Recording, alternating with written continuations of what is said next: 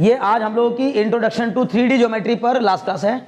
इसमें जितने भी न्यूमेरिकल या क्वेश्चंस आपके बच्चे हुए इनको जल्दी से कवर कर लीजिए। कुछ क्वेश्चंस मैं करा दूंगा अपनी तरफ से, फिर उसके बाद अगला चैप्टर पढ़ेंगे नेक्स्ट क्लास में, ठीक है ना। एग्जाम्पल नंबर 2 देखिए भाई, एग्जाम्पल नंबर 2 पे आ गए हम लोग वापस। कितना पीछे चले गए? अच्छा आरटी नहीं, अभी फिलहाल एनसीईआरटी। एक मिनट प्लीज, सबसे पहले मैं आपको ऑप्शन दे रहा हूं कि आप एनसीईआरटी से कोई भी क्वेश्चन आपका बचा हुआ हो तो मैं तुरंत बताता हूं। फिर हम मिसलेनियस का 4, इससे पहले कोई क्वेश्चन नहीं। सुनिए भाई, इन्होंने पूछा है मिसलेनियस का क्वेश्चन नंबर 4, ठीक है ना, ठीक है। Introduction to 3D geometry chapter number 12 है कि 11 है? 12 है, ठीक है ना, पुरानी किताबों में, और नई किताबों में 11 होगा। कौन सा एक चैप्टर खा गए हम लोग? हाँ, PMI, principle of mathematical induction, पूरा गायब कर दिया, इसलिए एक चैप्टर कम हो गया पूरा, ठीक है ना। खैर, इसने कहा find the coordinates of a point. अब बस ध्यान लगा के भी देखो, find the coordinates of a point on Y axis which are at a distance of 5√2 from the point. पहली बात, पॉइंट कहां लाई कर रहा है? वाई एक्सिस पर। कहां लाई कर रहा है? वाई एक्सिस पर। ये रही है वाई, ये एक्स, ये जेड, ठीक है ना, एक्स वाई जेड। अगर वाई एक्सिस पर कोई पॉइंट लाई कर रहा है तो उसकी खासियत बताओ। सौरभ बताएं, देखो अगर कोई पॉइंट वाई एक्सिस पे लाई कर रहा है तो उसकी खासियत, वेरी गुड, उसका एक्स और जेड कोऑर्डिनेट 0 हो जाएगा। तो सर हम मान लेंगे ये 0, y1, z, ये हो गया खत्म, ठीक है। अब सर क्या करना है?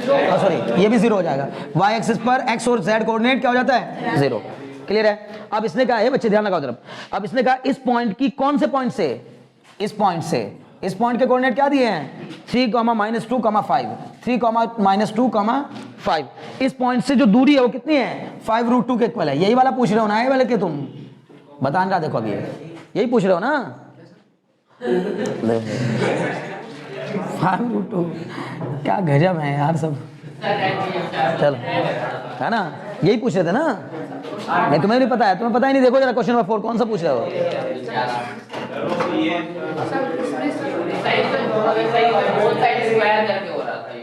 बोथ साइड हाँ हाँ, वही करना है, स्क्वायरिंग करके बेहतर है वैसे भी तो।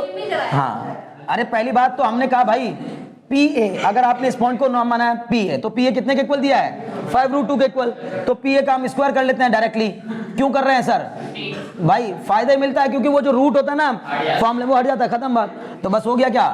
3 - 0 का होल स्क्वायर प्लस -2 - y1 का होल स्क्वायर, और प्लस सर कितना?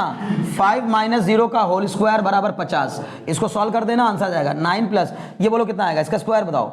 देखो अगर मुझे शिवांश इसका फॉर्मूला बता दे तो मुझे खुशी होगी। बताओ इसको कैसे ओपन करें? शिवांश रुक जाओ, उसको जान दो, बोलो जल्दी बच्चे। अच्छा a + b का होल स्क्वायर बताओ जल्दी से।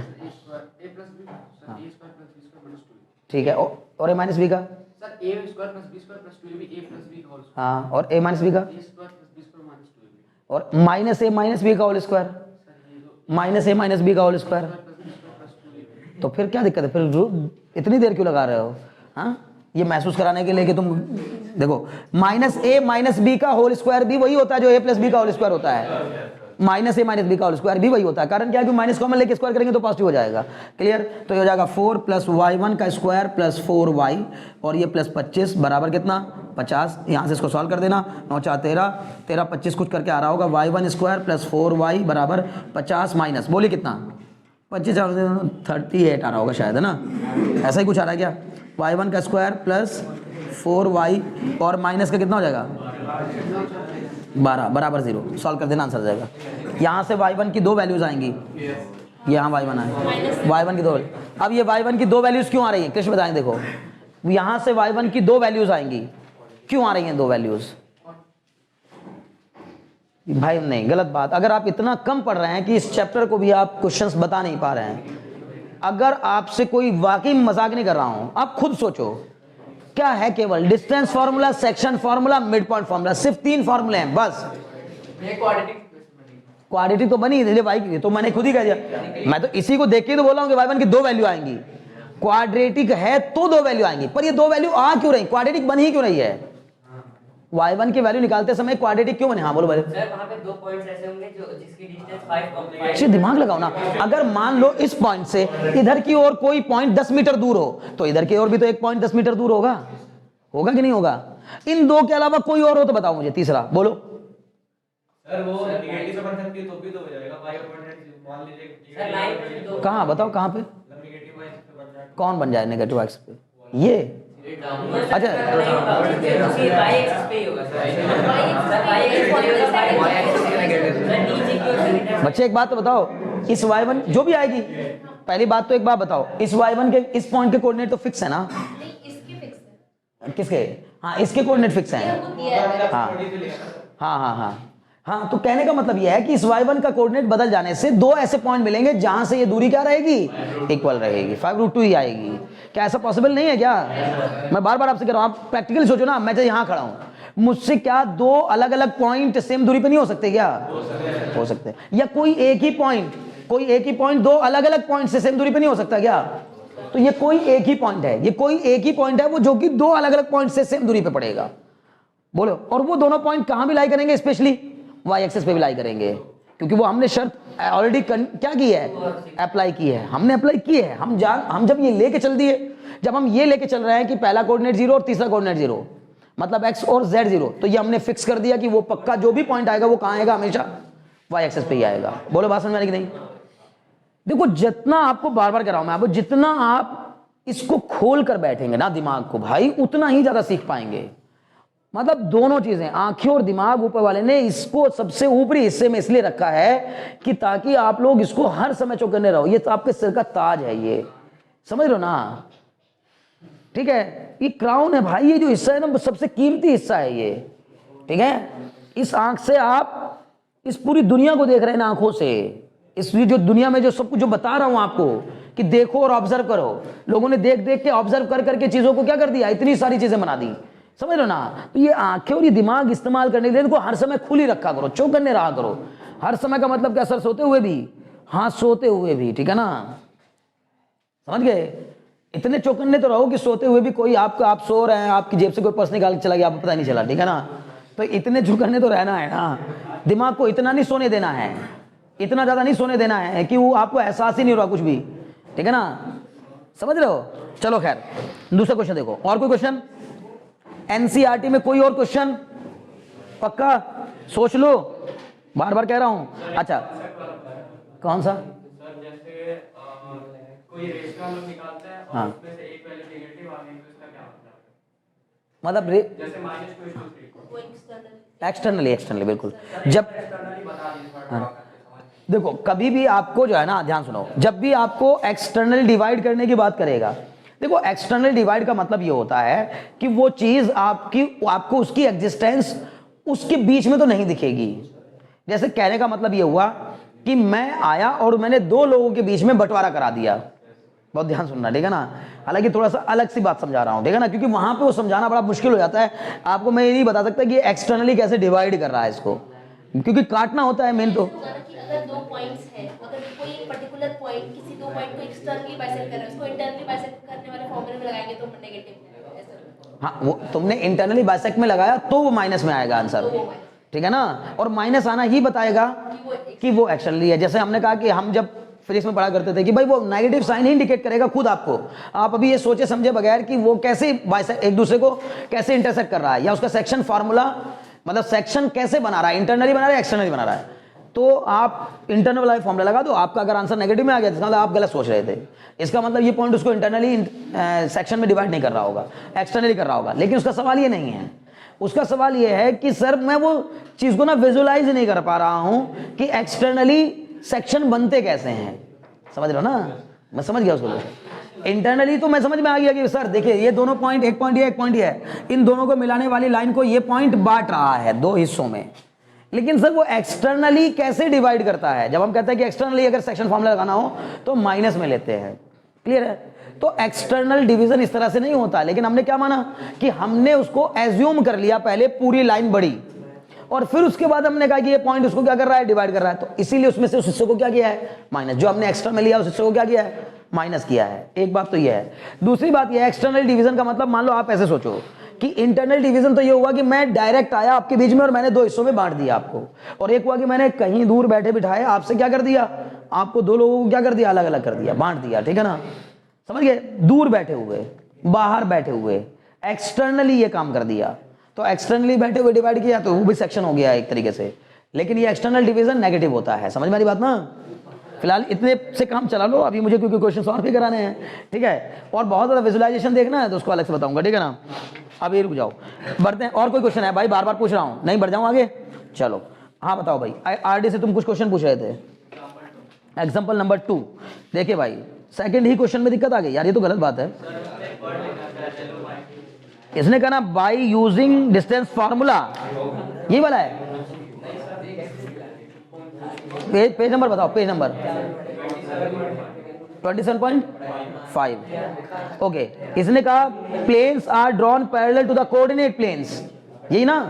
ओके सुनो, ये बच्चे ध्यान लगाओ। अच्छा एक और बात बताओ मुझे, पहले मैंने आपसे पूछा आरडी शर्मा में उसने जनरली ऑक्टेंट जो दिए हैं ना वो फर्स्ट सेकंड थर्ड फोर्थ करके नहीं दिए हैं। अगर मैं आपसे पूछूं, पहली बात तो आप ये ध्यान रखिएगा, x का अपोजिट x डैश कहलाता है, माइनस x नहीं बोलते उसको, क्या बोलते हैं, जैसे x एक्सिस के नेगेटिव में जो होती है उसको x डैश कहा जाता है, y के नेगेटिव में जो होती है उसको y डैश कहा जाता है, और z के नेगेटिव में जो होती है उसको z डैश कहा जाता है, समझ गए ना। अगर मैं आपसे पूछूं बताओ थर्ड ऑक्टेंट को आप नंबर में नहीं लिखना, मतलब आपको थर्ड ऑक्टेंट नहीं बताना, थर्ड ऑक्टेंट का नाम बताना है। जैसे हम ये कहते हैं ना, इसको मैं क्या नाम दे सकता हूं, XY प्लेन, एक XY क्वाड्रेंट, मतलब XY का ये वाला positive X positive Y, XY quadrant, negative X positive Y, X dash Y quadrant कहा जाएगा। तब जैसे हम बोलते हैं ना फर्स्ट सेकंड थर्ड और फोर्थ, हम ये पढ़ते आए हैं अब तक। लेकिन अगर तुमसे सपोज ये होता है कभी कभी, जैसे नहीं कई बार क्वेश्चन पूछा जाता है कि क्या आप 10th पास हैं, आप बोलेंगे यस सर, तो बोलो अच्छा X डैश Y क्वाड्रेंट कौन सा होता है, X डैश Y क्वाड्रेंट। तो ऐसा नहीं कि ये कोई बहुत बड़ी बात पूछ ली आपसे, लेकिन आपकी वो कॉमन बात नहीं पूछी आपसे। अगर पूछता है सेकंड क्वाड्रेंट कौन सा होता है, तो आप तुरंत बताते हैं sir first quadrant, second quadrant, third quadrant, fourth quadrant, ये होता है, हमने पढ़ा है बहुत अच्छे से, इसमें कौन सी बड़ी बात पूछ ली आपने। लेकिन वो कह रहा है X डैश Y क्वाड्रेंट में 3,5 लाई करेगा नहीं करेगा, तो आपका जवाब मिलना चाहिए सर नहीं करेगा, क्योंकि आपको दिमाग लगाना X डैश Y का मतलब है सेकंड क्वाड्रेंट। बोलो बात समझ में आई कि नहीं, क्योंकि X डैश Y का मतलब X वाला नेगेटिव Y वाला पॉजिटिव, क्योंकि X डैश का मतलब X नेगेटिव। बोलो बात समझ में आई कि नहीं। उसी तरह से अगर मैंने आपसे पूछ लिया थर्ड ऑक्टेंट, तो थर्ड ऑक्टेंट का मतलब क्या निकालोगे आप, मैंने पहले बताया आपको X positive Y positive Z positive, जिसमें तीनों पॉजिटिव वो फर्स्ट ऑक्टेंट, फर्स्ट ऑक्टेंट। उसके जस्ट बगल में जिसमें X negative Y positive Z positive, second octant. Third वाले में क्या होता है X पॉजिटिव Y भी नेगेटिव Z भी नेगेटिव, याद है कुछ नहीं, फर्स्ट सेकेंड और थर्ड, तो थर्ड ये है, तो थर्ड में X नेगेटिव हो गया और Y नेगेटिव, Z पॉजिटिव रहेगा, क्योंकि पहले चार में तो Z पॉजिटिव होता है हमेशा, क्लियर है, बहुत अच्छे। X नेगेटिव Y नेगेटिव और Z पॉजिटिव, तो नाम लिखेंगे क्या उसका, उस ऑक्टेंट का नाम O मतलब क्या, ओरिजिन।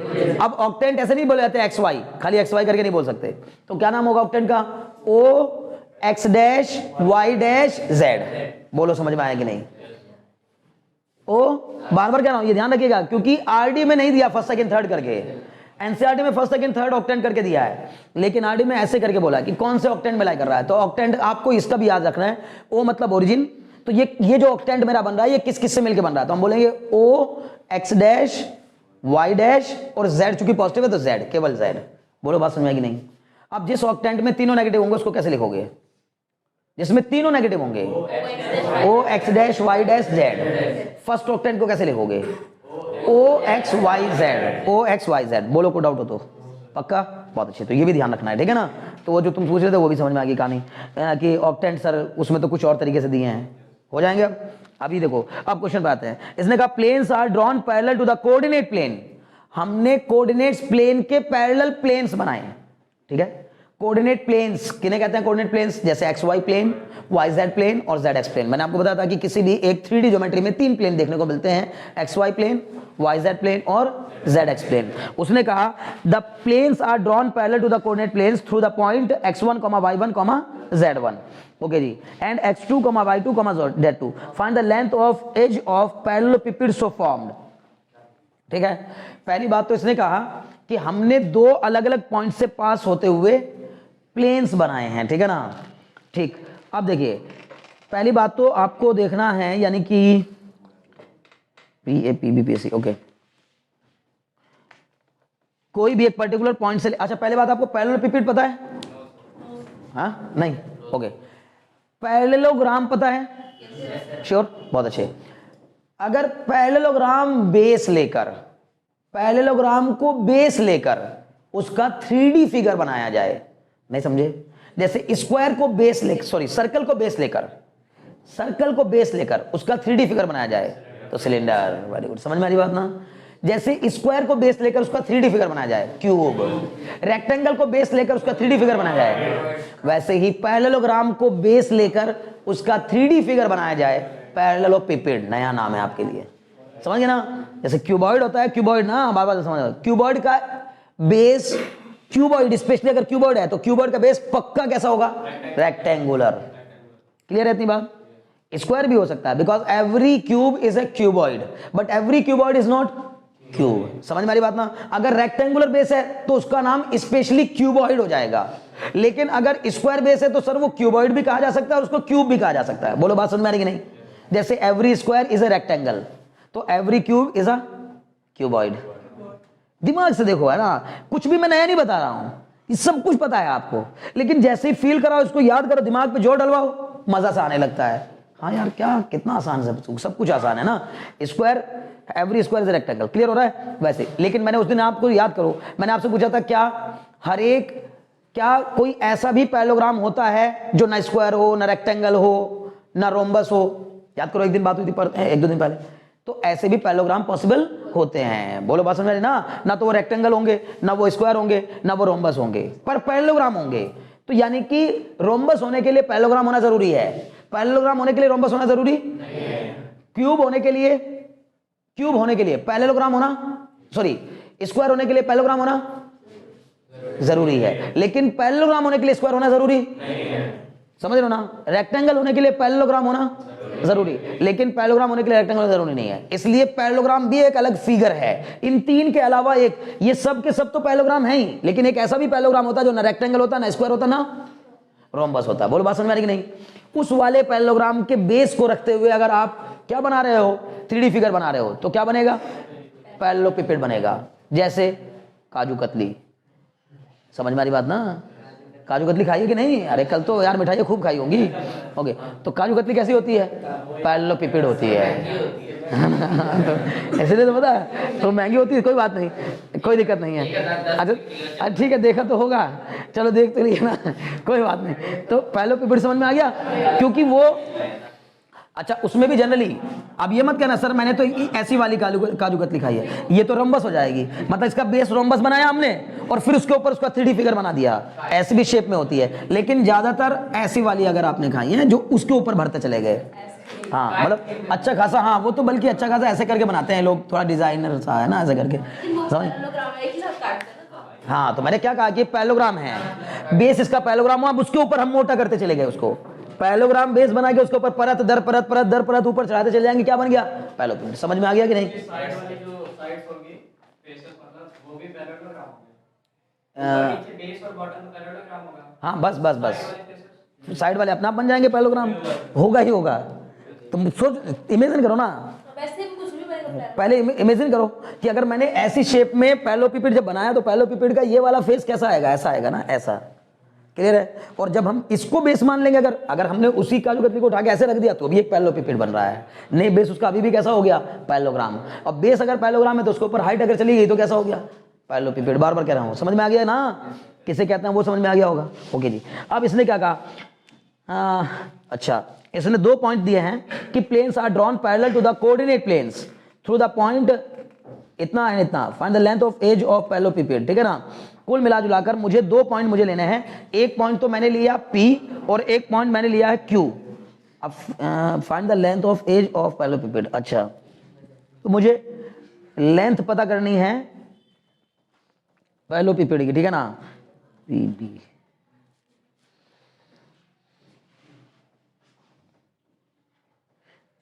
Plane PBEC। क्वेश्चन समझ में आ रहा? देखो चलो कोई बात नहीं, मैं बताता हूँ, यहाँ मिटा दूँ। यहाँ तक जब तक हम यहाँ पे नहीं मुड़ते तब तक नहीं समझ में आता ना चीज़ें ज़्यादा। अब यहाँ समझते हैं इसको, ठीक है। इसने कहा कोई भी 2 पॉइंट लिए मैंने कहीं भी, ठीक है ना, उन दोनों पॉइंट से पास होते हुए 3 कोऑर्डिनेट प्लेन्स बनाए, ठीक है ना। बहुत ध्यान सुनिएगा, ठीक है। जैसे मान लीजिए कि मैं जहां खड़ा हूं यही एक पॉइंट है, एक पॉइंट ये है, इससे पास होता हुआ मैंने 3 प्लेन बनाए, इसी पॉइंट से पास होते हुए 3 प्लेन बनाए। क्लियर है? जैसे इसी पॉइंट पर एक प्लेन बनाया इधर, ये बन गया आपका XY प्लेन। एक प्लेन बनाया, इसी पॉइंट को कॉमन लेते हुए उसी पॉइंट पर रखते, मतलब वो पॉइंट इस प्लेन पे भी लाई कर रहा है, वो पॉइंट इस प्लेन, मैं जो हूं मैं एक पॉइंट हूं, मैं इस वाले प्लेन पर भी लाई कर रहा हूं, इस प्लेन पर भी लाई कर रहा हूं, और नीचे जो एक प्लेन बन रहा है उस पर भी लाई कर रहा हूं। नहीं समझे? चलो और समझाते हैं। फिर मैं कह रहा हूं जिस कमरे में आप बैठे हैं उस कमरे के कॉर्नर को P पॉइंट मान लो, ये रहा P पॉइंट, हो गया P पॉइंट।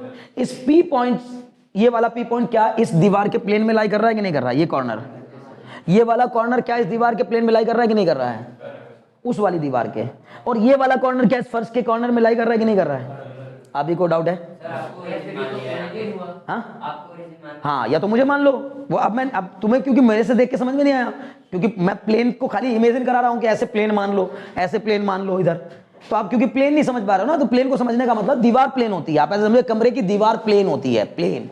एक कमरे की, हालांकि एक कमरे में हम कहते हैं 6 फेसेस होते हैं, ठीक है ना। आप उनको 6 फेसेस का मतलब 4 तो दीवारें हो गई, अगर हम आम भाषा में बोले तो 4 दीवारें, ऊपर छत नीचे फर्श।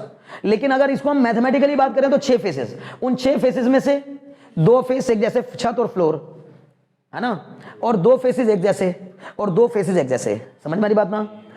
इसलिए 6 फेसेस लेकिन 3 प्लेन, 3 प्लेन, 3 पेयर मतलब 3 प्लेन, एक प्लेन में 2 फेस बन जाते हैं।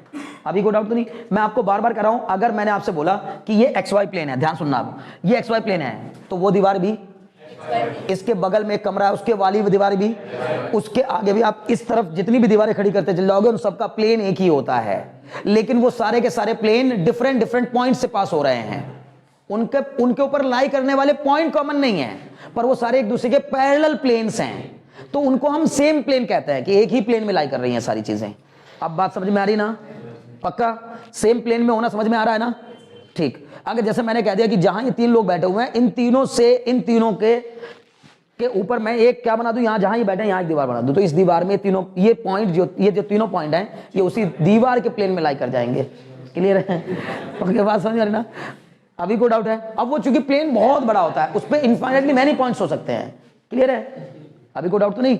ठीक। तो मेरा सवाल, मेरा कहना यह था कि मान लीजिए कि आपको एक प्लेन दिया गया है, ठीक है ना। देखो एक पॉइंट दिया गया था, उसने हमसे कहा था कि एक पॉइंट है हमारे पास P पॉइंट। अब ये P पॉइंट से पास होता हुआ हमने 3 प्लेन बनाए हैं, ठीक है ना। क्या बोला उसने? Planes are drawn parallel to the coordinate planes, parallel to the coordinate plane and passing through the point x1, y1, z1। इस x1, y1, z1 ये क्या हुआ पता है? आपके कमरे का कॉर्नर। अब इस कॉर्नर से पास होते हुए 3 प्लेन, एक प्लेन तो ये हो गया, एक प्लेन ये हो गया, और एक प्लेन ये हो गया। ये पॉइंट इन तीनों प्लेन में लाई कर रहा है। बोलो कर रहा है कि नहीं कर रहा है? तो इसका मतलब इससे पास होता है। मैं यहां पर 3D फिगर बनाने की कोशिश करूंगा, तो एक प्लेन कुछ इस तरह दिखाऊंगा, एक ऐसे दिखाऊंगा, और एक प्लेन कुछ ऐसे होगा। वैसे तो समझ में आ रही बात ना? तो एक प्लेन ये ऐसे आ गया। क्लियर है?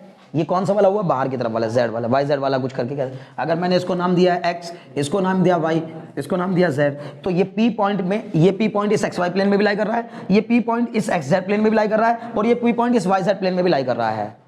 समझ गए ना? लेकिन ये बन कैसे रहा? बार बार कह रहा हूं, ये तो आपको, ये तो मिल गया, ये तो मिल गया ये वाली दीवार, जिस दीवार पे मेरा बोर्ड लगा हुआ है, और ये हो गया इधर। तो मेरा समझो ये मैंने ये वाला पॉइंट लिया है, ये वाला। अब ध्यान सुनिएगा, वो वाला पॉइंट लिया है, वो वाला कॉर्नर लिया। जब वो कॉर्नर लिया तो ये हो गया XY प्लेन, और ये हो गया इधर की तरफ ये XZ प्लेन। समझ में आ रही बात ना? XY और ये हो गया XZ, ये वाला X। देखिए ध्यान सुनिएगा, ये X, ये Y, तो ये तो हो गया XY, अब ये x और ये z, ये x सॉरी ये x और ये वाली क्या ली है z, ये वाली z है। तो ये जो फर्श है ये क्या हो गया x, ये बाहर दिखाया मैंने। बोलो समझ में आ रहा है कि नहीं? 3D को समझाना बस यही आगे थोड़ा दिक्कत वाला है, नहीं तो ये है बहुत आसान, लेकिन थोड़ा इमेजिनेशन पावर थोड़ी तगड़ी होनी चाहिए, समझ में आ जाना चाहिए अच्छा मैं क्या विजुअलाइज करवाना चाह रहा हूं। समझ में आ गया? ओके जी। अब उसने कहा एक और पॉइंट लिया Q, ये तो P पॉइंट हो गया, इससे 3 प्लेन बना दिए। अब इसने कहा एक और कोई पॉइंट लिया हमने Q, जिस पॉइंट के कोऑर्डिनेट क्या है x2, y2, z2। अब हमसे कहा है कि इन तीनों पॉइंट से, इस पॉइंट से पास होते हुए 3 प्लेन फिर से बनाए, किसके पैरेलल है ना, एंड Q। ओके, 2 पॉइंट बता उसने, planes are drawn parallel to the coordinate plane. अब पैरेलल का मतलब यही है कि जरूरी नहीं कि मेरा xy इसी के ऊपर ही लाई कर जाएगा, हो सकता है मेरा xy प्लेन उधर हो लेकिन मैंने ये दीवार खड़ी की है, समझ गए ना? पैरेलल है उसके, जैसे मैंने आपको बोला कि इसके पैरेलल तो सैकड़ों प्लेन बनाए जा सकते हैं। मैंने xy प्लेन इसको ले लिया, yz प्लेन इसको ले लिया, xz प्लेन इसको ले लिया, फिर इनके पैरेलल में ऊपर और इस छत के ऊपर एक कमरा और बना, उसकी छत भी इसी प्लेन में है, उसके पैरेलल प्लेन है वो। समझ में आया? बहुत अच्छे। अब इसने क्या कहा, ये जो Q वाला पॉइंट है, इस Q पॉइंट में x2, y2, z2 इससे भी पास होते हुए 3 पैरेलल प्लेन बनाए गए, और वो भी तीनों प्लेन कोऑर्डिनेट प्लेन के पैरेलल हैं। तो इनमें से एक प्लेन बनेगा यहां से इसके पैरेलल, कोऑर्डिनेट प्लेन के पैरेलल, इसके पैरेलल, समझ गए ना? और एक प्लेन बनेगा इसके पैरेलल, समझ में आ रही बात ना? और एक प्लेन बनेगा इसके पैरेलल, मतलब इस वाले के पैरेलल, ठीक है? कुल मिलाकर अब फिर मैं कह रहा हूं, कमरे से समझ में आएगा वापस। मान लीजिए इसको P पॉइंट लिया, एक प्लेन ये हो गया, इसी P पॉइंट से एक प्लेन ये हो गया, इसी P पॉइंट से एक प्लेन ये हो गया। अब इसके वो वाला Q लिया, वो वाला पॉइंट Q लिया, उस Q पॉइंट से इसके इस वाले के पैरेलल वो वाला प्लेन हो गया, इस वाले के पैरेलल ये वाला प्लेन हो गया, और इसके पैरेलल ये ऊपर वाला प्लेन हो गया। इससे क्या बन गया, एक क्यूबॉइड बन गया। ये तो हमने अभी क्यूबॉइड बनाया हमने अपने कमरे में, लेकिन जरूरी नहीं था कि हम इतना 90 डिग्री के एंगल पे लेते हैं इनको। बोलो बात समझ में आ रही कि नहीं भाई? पैरेललोपिपेड बनाना है। Every cuboid is parallelepiped, but every parallelepiped is not, बस ये ध्यान रखना है। वही सेम कहानी, जैसे मैंने कहा every rectangle is parallelogram, but every parallelogram is not rectangle. तो रेक्टेंगल से बनता है क्यूबॉइड और पैरेललोग्राम से बनता है पैरेललोपिपेड। बोलो बात समझ में आई कि नहीं? पक्का? बहुत अच्छे। तो अब हमसे वो कह रहा है इस पैरेललोपिपेड की एज की लेंथ बताओ, मतलब कि हमसे समझो इस कमरे की लेंथ पूछी है। क्या गजब कहानी है। पहली बात तो ये अगर 3 प्लेन पैरेलल बनाने थे उन दोनों के, तो ये जस्ट एक दूसरे के अपोजिट चले जाएंगे पॉइंट्स। x1 y1 z1 यहां होगा तो ये इसके जस्ट अपोजिट, डायगोनली अपोजिट मिलेगा इसके एक दूसरे के। ये समझ रहे हो ना मेरी बात? तो क्यों हो गया आपका डायगोनली अपोजिट। अब मुझे आप बताओ, मुझे इस कमरे की लेंथ पता करनी है। अगर इस पॉइंट के कोऑर्डिनेट है x1, y1, z1 और उस पॉइंट के कोऑर्डिनेट है x2, y2, z2, तो लेंथ अच्छा, find the length of edges. तीनों एजेस की लेंथ पता करनी है, तीनों एजेस की। तो एक लेंथ कैसे पता चल रही बताओ? डिस्टेंस फॉर्मूला लगा के। यार यही तुम लोग बहुत देर लगाई मैंने एक एग्जांपल समझाने में, फिर बोल रहे हो डिस्टेंस फॉर्मूला लगा के।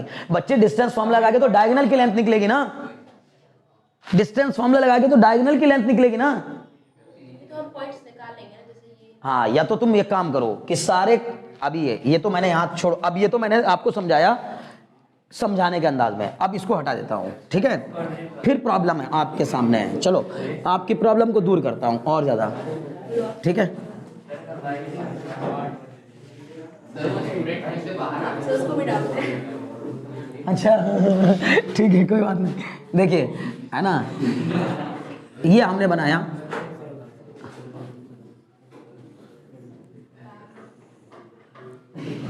ये है आपका पैरेललोपिपेड। आई बात समझ में कुछ? ये है पैरेललोपिपेड। अब बताओ समझ में आया कि नहीं? ठीक है, ये पैरेललोपिपेड बन गया। ये पॉइंट है आपका P और इसके जस्ट अपोजिट कॉर्नर ये है यहाँ पर आपका Q। आई कुछ बात समझ में? तो अगर मैंने तुमसे ये कहा तो ये तो समझो डायगोनल की लेंथ को बताएगा ना। तो अब आपके पास 2 रास्ते हैं। हाँ बच्चे, हाँ ठीक, चलो जो भी हो मेरे हिसाब से वही अपोजिट है। अब आप देख लो, ठीक है ना, आराम से विजुअलाइज कर लो। बहुत करा दिया, ठीक है ना, क्योंकि तुम फिर मुझे रोक देते हो। मैं अपने काम की बात कर रहा हूँ। मुझे ये पता करनी है बच्चों, ये पता करनी है, ये पता करनी है और ये पता करनी है। आई कुछ बात समझ में? लेंथ ऑफ एजेस पता करनी है। लेंथ ऑफ एजेस मतलब एजेस की लेंथ, तो लेंथ, ब्रेथ और हाइट एक तरीके से, ठीक है ना। तो ये क्या पता करोगे, इसके दो रास्ते हैं। जैसे एक तो बच्चे ने समझाया हमें कि सर हम इसको कुछ ओरिजिन मान करके, लेकिन इसको ओरिजिन नहीं मान सकते, बिकॉज ओरिजिन यहाँ कहीं मानना पड़ेगा, क्योंकि ये खुद x1 y1 z1 है। 0,0 0,0 होता अगर ओरिजिन होता तो फिर अब मुझे क्या दिमाग लगाना पड़ेगा, फिर वही बात, मान लो कि ये रहा मेरा ओरिजिन, ठीक है ना, ये रहा ओरिजिन, ये है x एक्सेस, ये है y एक्सेस और ये है z एक्सेस। बताओ इस पॉइंट पर जाने के लिए आपको, अगर मैंने आपसे पूछा, इसको भी हटा देता हूं, अरे कौन मुझे बताएगा, देखो कौन होशियार बच्चा है, जो समझदार बच्चा है, पैरेललोपिपेड वहां बनाइए, कौन मुझे बताएगा इस पॉइंट के कोऑर्डिनेट क्या होंगे। पहले मैं आपको ये बता देता हूं, P1 के कोऑर्डिनेट है x1, y1, z1 और Q के कोऑर्डिनेट है x2, y2, z2। इसके कोऑर्डिनेट x1, 0, क्यों भैया ये कैसे बता दिया, क्योंकि सर x एक्सिस पे लाई करने वाला y और z कोऑर्डिनेट पक्का 0 होता है, और इस पॉइंट पर जाने के लिए मुझे x पे कितना चलना पड़ेगा और y पर कितना चलना पड़ेगा, बोलो बात समझ में आई कि नहीं, पक्का, बहुत अच्छे, सॉरी x इस पॉइंट पे जाने के लिए x पे x1, y पे y1 और z के अकॉर्डिंग z1 चलना पड़ेगा, तब मैं x1, y1, z1 पर पहुंचूंगा, और वहां जाने के लिए मुझे x2 चलना पड़ेगा किस पर, x एक्सिस पर, ठीक है ना, q d,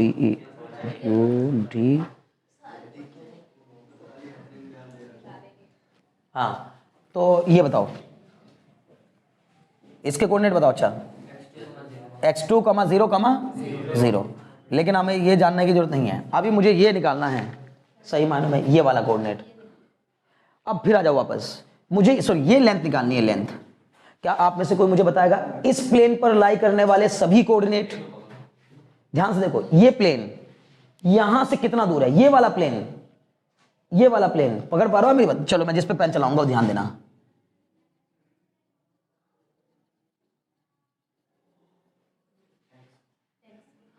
इस प्लेन पर लाई करने वाले हर एक पॉइंट के कोऑर्डिनेट,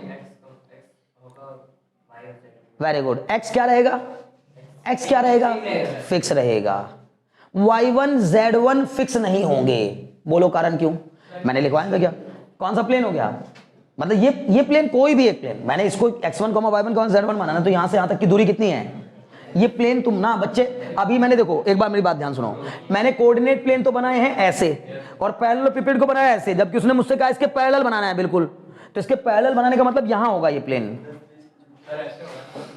मतलब जैसे अगर मेरा ये xy प्लेन, देखो अगर मेरा कोऑर्डिनेट प्लेन ये हुआ, कोऑर्डिनेट प्लेन ये हुआ, तो जो मैं पैरेललोपिपेड बनाऊंगा उसका भी एक प्लेन इसके पैरेलल बनाना पड़ेगा यहां, आई बात समझ में। और अगर मैंने ये तो हो गया मेरा कोऑर्डिनेट प्लेन, ओरिजिन मेरा यहां पे है, इस कोऑर्डिनेट प्लेन से ये वाले प्लेन की दूरी कितनी होगी, तो हम कहेंगे सर ये x तो हो जाएगा इसका फिक्स, क्योंकि अगर मैं, एक बात ध्यान सुनो, अगर मैं यहां पर कोई चीज रख दूं तो यहां अगर ये मेरा यहां से इसके अकॉर्डिंग मुझे कितना चलना पड़ा, x, अगर मुझे ध्यान, यार कैसे होता है, देखो इस प्लेन पर किसी भी पॉइंट पर पहुंचना हो, इस प्लेन पर मुझे यहां से यहां पहुंचना हो या यहां से यहां पहुंचना हो या यहां से यहां पहुंचना हो,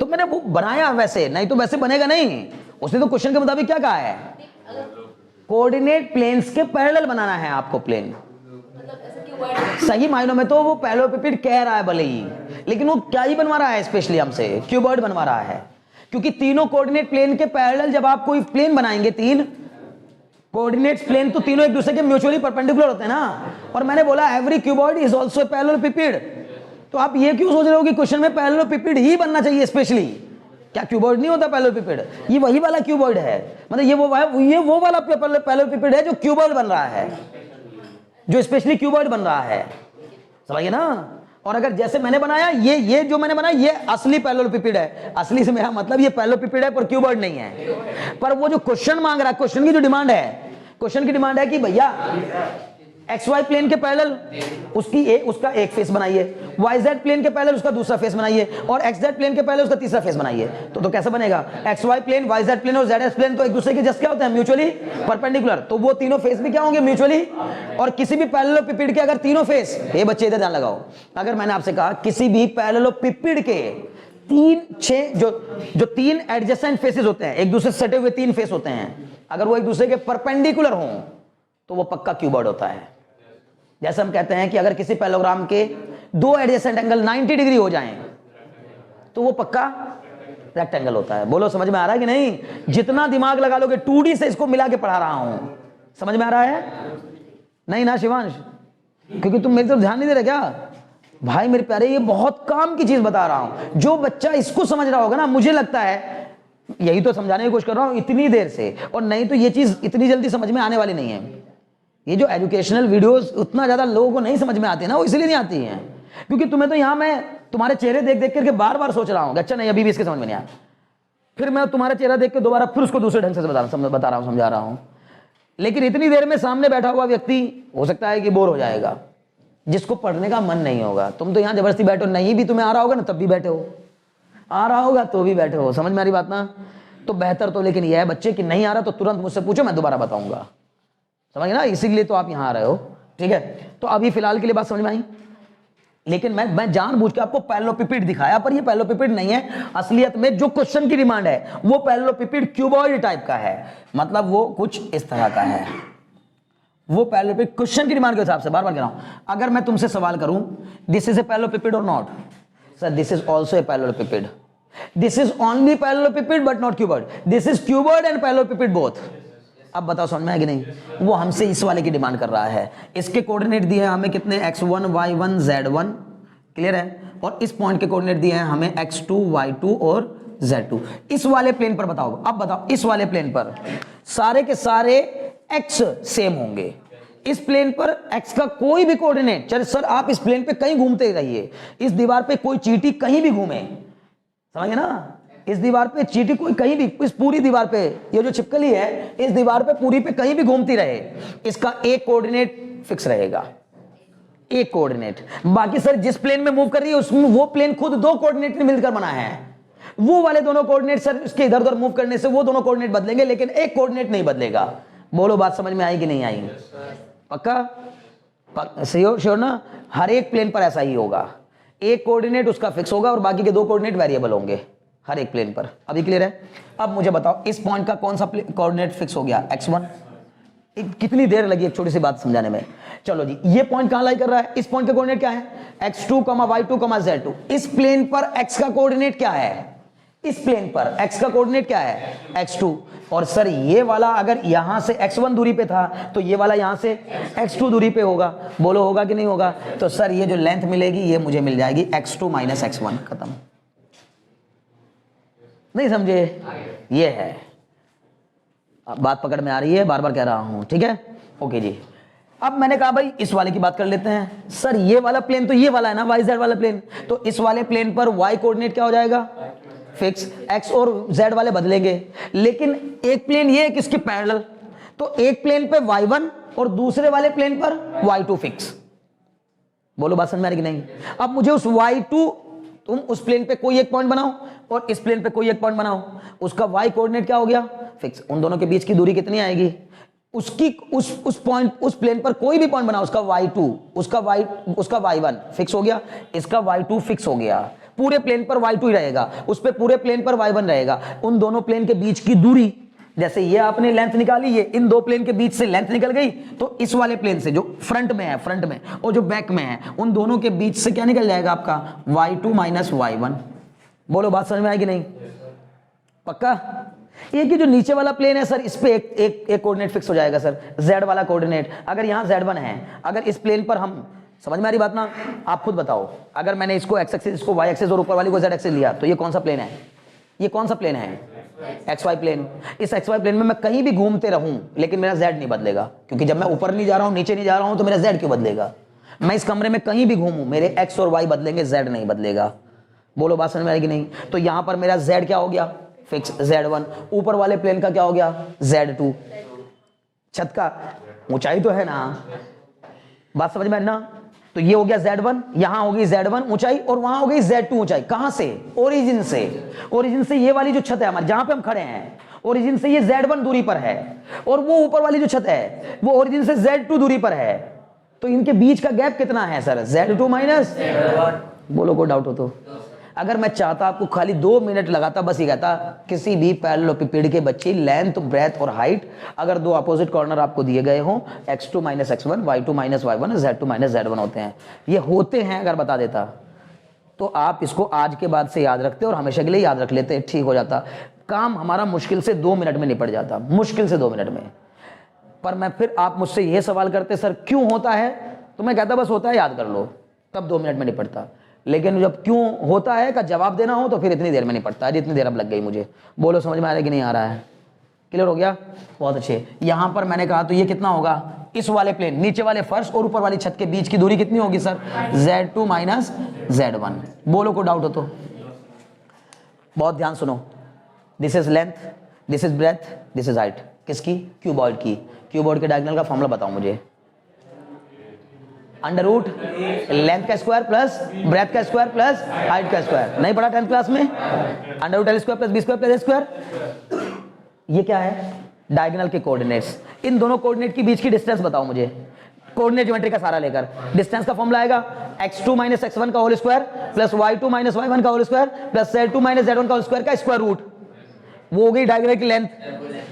और ये आया किससे? ये आया कोऑर्डिनेट ज्योमेट्री से, और वो आया किससे? मेंसुरेशन से। L स्क्वायर, अगर आपको लेंथ की लंबाई पता हो, एज की लंबाई पता हो, ब्रेथ की लंबाई पता हो, हाइट की लंबाई पता हो, L का स्क्वायर प्लस B का स्क्वायर प्लस, सेम आया कि नहीं आया? अब बताओ, क्लियर हो गया? सर उसको ऐसे भी कर सकते हैं, कंपेयर करके बोल देंगे कि क्या? मतलब वो नेक्स्ट वाला हाँ, ये भी कर सकते हैं। लेकिन मैं आपको एक्चुअली क्या करना चाहता हूँ, फिर मैं वापस बार बार आपको दिला रहा हूँ, मुझे भी ये सब चीजें समझ में आती हैं। जब मैं आपको बाद में सबसे लास्ट में कंक्लूजन आपसे ये निकलवा रहा हूं, मैं उठाऊं सबसे पहले वही बता देता। लेकिन मैं बार बार आपसे कह रहा हूं, आप किसी को भी ये जवाब बाद में नहीं दे पाते। मान लो आज मुझसे आपने पूछ लिया, मैंने आपको समझा दिया, आपसे कल कोई पूछेगा कि क्यों सर क्यों, कि x2 माइनस x1 ही क्यों, y2 माइनस y1 ही क्यों, z2 माइनस z1 ही क्यों। क्लियर है ना? तो उसका जवाब, अच्छा अगर यही मेरा ओरिजिन होता, मान लो मैं इसी फेस पर ओरिजिन ले लेता, तो बस फिर x1 y1 और z1 लेंथ ही क्या होती? खुद सोचो, अगर मैं आपसे कह रहा हूं ये ओरिजिन होता, ये वाला पॉइंट मेरा क्या होता? ओरिजिन होता, तो सर मुझे इस फेस तक जाने में कितनी दूरी तय करनी पड़ती, जो मैंने यहां दिखाई दी है। आई बात समझ में? अभी को डाउट तो नहीं?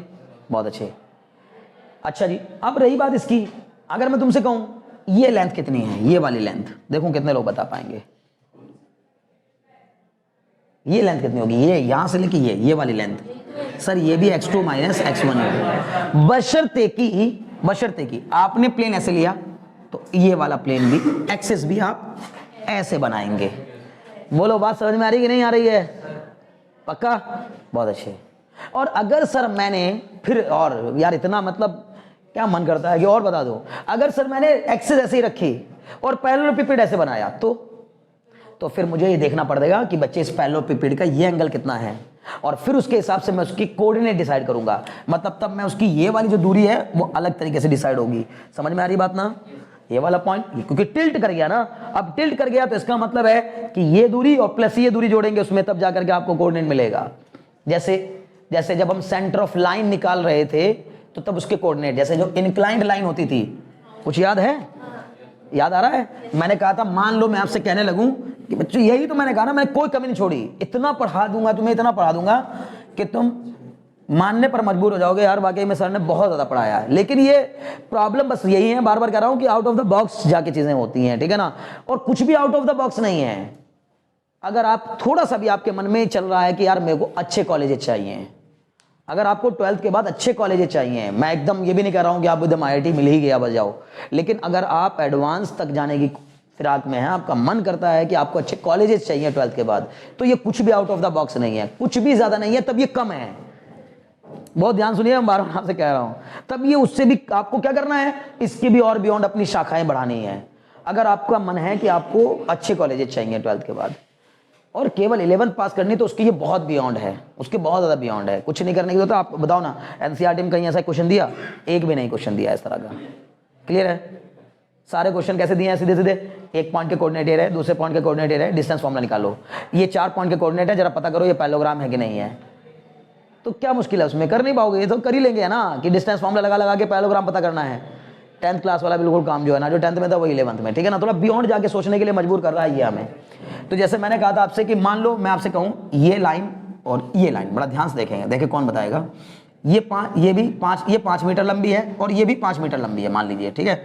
और ये एंगल 60 डिग्री है। अगर मैं आपसे पूछूं कि इसके सेंटर ऑफ मास सो इसके सेंट्रॉइड, सेंटर ऑफ लाइन का x1 कोऑर्डिनेट कितना होगा, इसके सेंटर ऑफ लाइन का x1 कोऑर्डिनेट कितना होगा। अभी ये y इसको भी छोड़ दो आप, लाइन तो मैंने किस में बनाई, प्लेन, दोनों लाइन प्लेन में बनाई ना, तो इसमें आपको पहली बार z वाले की तो जरूरत ही नहीं पड़ेगी, नहीं समझे भाई, जब प्लेन में बनी है दोनों लाइन तो z वाले कोऑर्डिनेट की जरूरत नहीं पड़ेगी। ये लाइन ऐसे बनाया होता हवा में लाइन खींचा होता तो तीनों कोऑर्डिनेट आ जाते। मेरी बात को समझ में आ रही है, पक्का, बहुत अच्छे। अगर मैं आपसे पूछूं कि ये जो तार आपको दिखाई दे रहा है, अगर वो ओरिजिन है तो ये तार एक्स वाई जेड प्लेन में लाई कर रहा है, मतलब एक्स ये 3D में लाई कर रहा है, मतलब कुल मिला के ये तार जो आपको दिख रहा है, ठीक है ना, ये वाला तार ये कहाँ है समझो, ये स्पेस में है। क्लियर हो रहा है, अगर उसको ओरिजिन माना है हम लोगों ने, क्लियर है, बहुत अच्छे। तो अभी फिलहाल लेकिन मैंने चूंकि इसको लाइन बोर्ड पे बनाया है तो दोनों के दोनों एक ही प्लेन में लाई कर रहे हैं। इसके कोऑर्डिनेट बता दो मुझे, एक्स कोऑर्डिनेट बताओ। तो हम बोलेंगे सर यहां जाना है, मेन मुद्दा यहां, अब यहां जाना है तो मुझे सर एक्स से जाना है, ठीक है ना। अच्छा ये 5 मीटर लंबी है, ये चलो इसको ही मैं 5 कर लेता हूं, नहीं समझे, यहां से 5 कर देता हूं, क्लियर है। तो अब क्या कहेंगे सर, मुझे यहां से चलना है, यहां से, और कहां जाना है, यहां। तो सर मैं मैथ्स में कभी भी हम ऐसे नहीं जाते, ऐसे नहीं जाते, मैथ्स में हम ऐसे जाते हैं, पहले यहां जाएंगे फिर यहां जाएंगे। बोलो बात समझ में आ रही कि नहीं, पकड़ पा रहे हो ना, बहुत अच्छी। मतलब ऐसे कर्व नहीं, रास्ते टेढ़े मेढ़े नहीं बनाते, हम कहते हैं यहां से चलेंगे कितना सर x1, ये हो गया इसका x1, और यहां पे चलेंगे कितना सर y1, वो तो मैंने आपको देने रखा है तो आप चिंता नहीं करनी है। क्यों नहीं, कौन सा नहीं दे रखा, अगर ये दे देता तो आप इसका मुझे y1 कोऑर्डिनेट भी बता देते, अगर ये दे देते तो बताते ना, ये नहीं दूंगा तो वो कैसे, ये तो पता कर लोगे, केवल इतना तो पता कर लोगे, फिर नीचे वाला कैसे पता करोगे, समझ गए ना, बहुत अच्छे। अब ये बताओ मुझे, तो हम बोलेंगे सर ये x1 पता करने के लिए मुझे ये कितना चाहिए, लकी बताओ ये कितना चाहिए होगा, ये तो हो गया 5, और सर ये कितना हो जाएगा 5 ये, और ये कितना होता है सर, सेंटर ऑफ लाइन लाई करता है इसके हाफ पर, तो सर ये हो जाएगा 2.5, और 2.5 के दो कोऑर्डिनेट हो जाएंगे 2.5 cos 60 और 2.5 sin 60। तो सर ये वाला जो कोऑर्डिनेट आएगा, ये जो लंबाई आएगी कितनी आएगी 2.5 cos 60।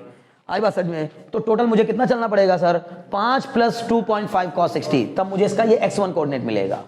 तो वैसे यहां भी जब एंगल पे आने लगेंगी कहानियां, मतलब आपका कोऑर्डिनेट प्लेन तो आपने सीधा खड़ा कर दिया और पैरेललोपिपेड ऐसे बनाया, तो फिर मामले एंगल के भी आने लगेंगे, लेकिन वो बहुत बियॉन्ड हो गया। अब ज्यादा चक्कर में नहीं लगना है, विजुअलाइज करोगे वो भी हो जाएगा। बोलो इतनी बात समझ में आएगी। और बताओ कोई क्वेश्चन है तो, टाइम देखना के बाद बच्चे, टाइम 15 हो गए। अच्छा चलो बताओ भाई, बताओ जैसे क्वेश्चन कौन सा पूछ रहे हो, 3rd, इसी का मतलब क्वेश्चन नंबर 3rd है या एग्जांपल नंबर 3rd है। ए क्यूब ऑफ साइड 5, ये वाला करके ओके भाई। देखो इसने क्वेश्चन में क्या पूछा, एक बार फिर सुनो ध्यान से। अब बाकी क्वेश्चन आप खुद से कर लीजिएगा, एनसीईआरटी में कोई क्वेश्चन नहीं बचेगा आपका, उसके क्वेश्चन सारे लगाइएगा। बार बार आपसे कह रहा हूं, आरडी उठा के मन करे पढ़िए अच्छे से, खूब क्वेश्चंस लगाइए, जब मन करेगा अब एक्स्ट्रा में पूछेगा मुझसे कि ना, इसके बाद हम अगली क्लास में कुछ और ही पढ़ रहे होंगे, ठीक है ना। देखो इसने कहा है 3rd क्वेश्चन में, ए क्यूब ऑफ साइड 5, एक क्यूब है जिसकी साइड कितनी है 5, has one vertex at point 1, 0, -1। भाई वाह क्या कहने, एक क्यूब है, क्यूब बार बार कह रहा हूं, जिसकी साइड की लंबाई कितनी है 5 है, उसका एक पॉइंट कहां लाई कर रहा है 1, 0, -1 दिया क्या, 1, 0 कहां 1, 0, -1, 1, 0, -1। पहली बात तो ये क्यूब है, ये क्यूब है, इस क्यूब का एक कॉर्नर जो है वो कहां पर लाई कर रहा है 1, 0, -1 पर। क्लियर, बहुत अच्छे। अब इसने क्या कहा, इसकी लंबाई कितनी है, एज की लेंथ कितनी है 5, तो ये भी कितनी होगी 5, ये भी कितनी होगी 5। बोलो बात समझ में आई कि नहीं, ठीक है जी। अब इसने क्या कहा, from and the 3 edges from this vertex are respectively parallel to the negative x-axis and y-axis and positive z-axis। ठीक है, अब बहुत दिमाग लगाने वाला क्वेश्चन है, ठीक है ना। पहले एक बात ध्यान सुनिएगा, इसने पहले तो आप मुझे खुद ही बताओ, ये पॉइंट कहां लाई कर रहा होगा, ये कौन से प्लेन पर लाई, एक्स जेड प्लेन पर लाई कर रहा होगा, कहां लाई कर रहा होगा एक्स जेड प्लेन पर, क्योंकि एक्स जेड प्लेन पर y का कोऑर्डिनेट हमेशा 0 होता है, ये कंफर्म हो गया। हाँ, अब लेकिन x और नेगेटिव z पर वैसे भी उसने बोला है, ध्यान सुनिएगा। देखिए क्या कहा उसने, इसने कहा कि a cube of side 5 has one vertex at this point, इसका एक वर्टेक्स यहां लाई कर रहा है, एक वर्टेक्स, ठीक है। And the 3 edges from the vertex are respectively parallel to the negative X axis and Y axis.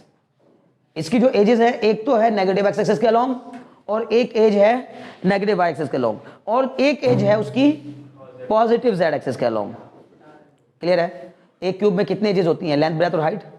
Clear ना? तो एक एज तो हो गई नेगेटिव एक्स एक्सिस के अलोंग, एक एज हो गई नेगेटिव वाई एक्सिस के अलोंग, और एक हो गई पॉजिटिव जेड एक्सिस के अलोंग। क्लियर है? बार बार कह रहा हूं, इसको यहां समझाना आसान है, ठीक है ना, इस तरह से समझाना मुश्किल है। क्यों बोर्ड पे समझाना मुश्किल है? बोलो ना भाई, 3D फिगर को कैसे बनाऊं बोर्ड पर? पॉइंट कहीं के कहीं चला जाता है, 2D प्लेन है। क्लियर है? ओके, तो अभी थोड़ा सा दिमाग लगाओ लोग। अच्छा, एक समस्या सबसे बड़ी बन जा रही है हमारे सामने।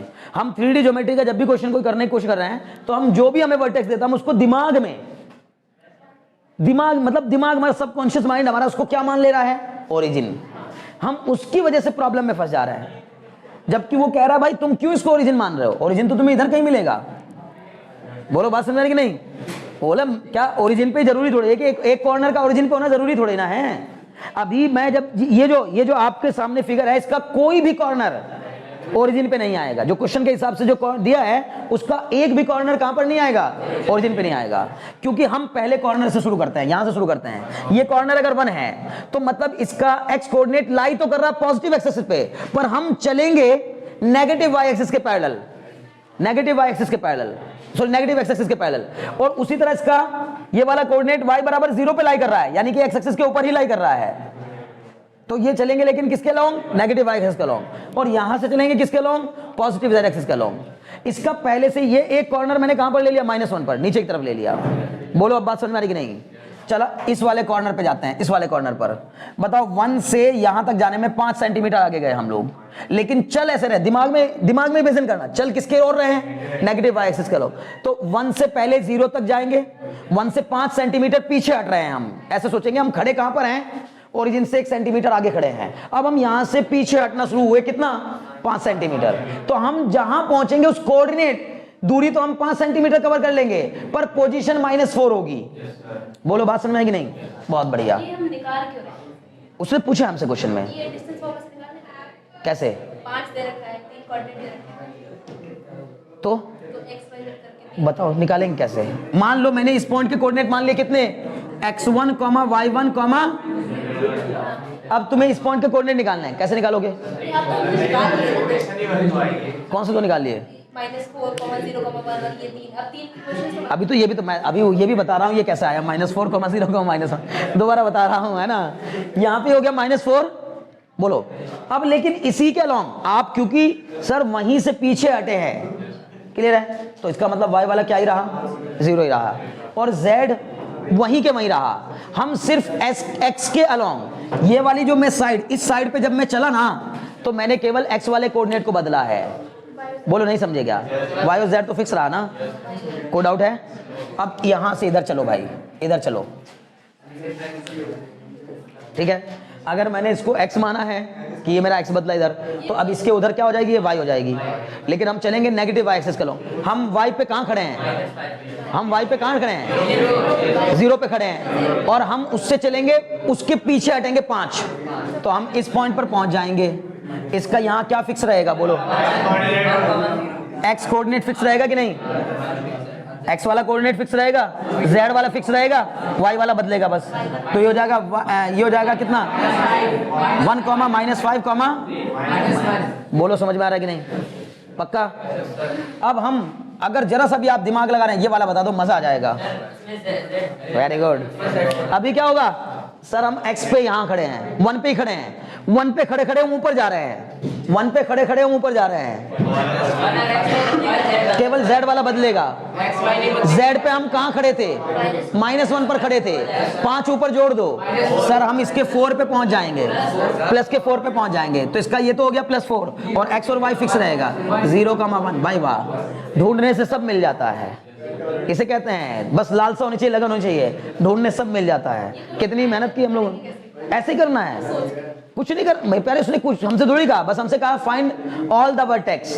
एक वर्टेक्स हमें दे दिया, बाकी सब पूछे हैं, समझ लो ना। जैसे ये ऐसा क्वेश्चन है जैसे ट्रिग्नोमेट्री में पूछा करता था sin थीटा बराबर 3/5, तो बताओ बाकी cos थीटा क्या होगा, tan थीटा क्या होगा, sec थीटा क्या होगा। तो हम ट्राइंगल बनाते थे, 3 और 5 हमने ले लिया, परपेंडिकुलर अपोटेन्यूज, बेस निकाल लिया 4, अब सीधे सर 4/5 ऐसे करके सब निकाल देते थे, समझ गए।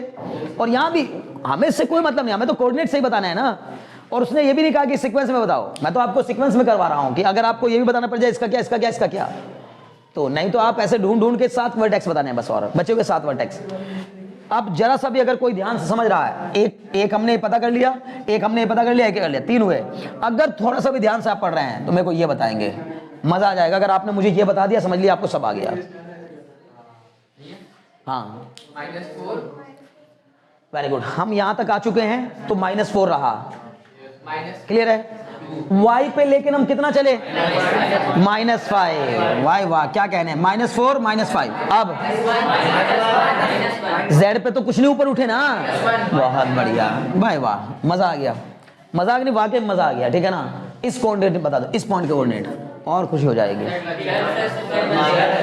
x पे चले 5 तो ये हो गया यहाँ -4, सर y पे चले -5, लेकिन अब z पे 5 ऊपर चले गए, -4, -5, 4।